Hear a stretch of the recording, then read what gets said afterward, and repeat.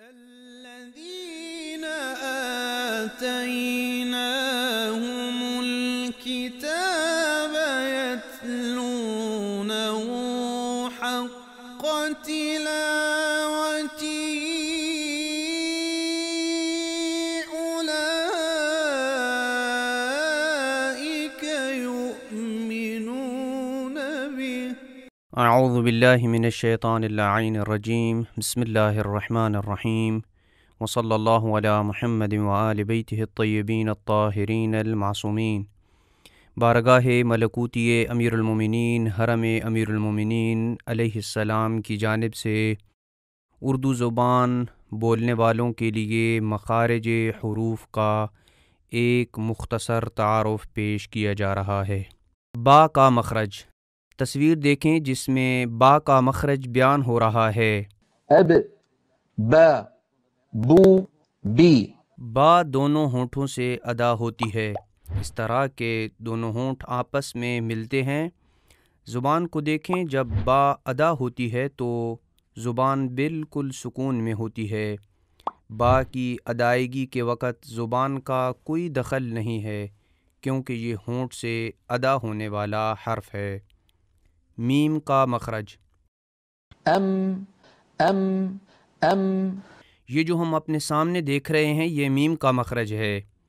میم جیسا کہ ہم تصویر میں دیکھ رہے ہیں ام، ام. دونوں ہونٹوں کے ملنے سے اس طرح ادا ہوتی ہے کہ اس کے ساتھ ناک سے بھی آواز خارج ہوتی ہے.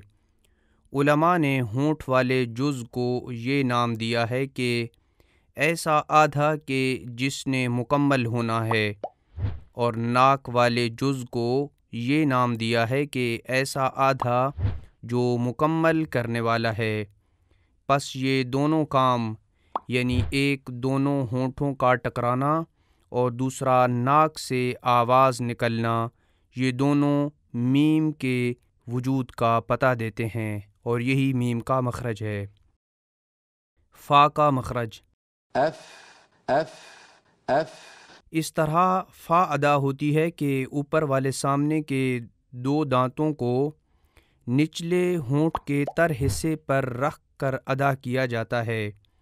ہونٹ کے تر حصے کو ہونٹ کا باطن بھی کہتے ہیں. جب ہونٹ ملائیں تو یہ حصہ نظر نہیں آتا اور جو حصہ نظر آتا ہے اس کو ہونٹ کا ظاہر کہتے ہیں. اف، اف، فا، فو، فی. واو غیر مدیہ کا مخرج. یہ جو ہمارے سامنے واو کا مخرج ہے، یہ دیکھیں کیا لکھا گیا ہے کہ دونوں ہونٹوں کو سامنے کی طرف ملائیں اور گول کریں اس طرح کہ زبان کا پچھلا حصہ اوپر کو اٹھے. لیکن واو مدیہ میں زیادہ کام منہ کے خلا کا ہوتا ہے، چاہے خلا گلے کا ہو یا منہ کا ہو. البتہ واو غیر مدیہ میں زیادہ کام ہونٹوں کا ہوتا ہے. وصلی اللہ علی محمد وآل بیتہ الطیبین الطاہرین المعصومین.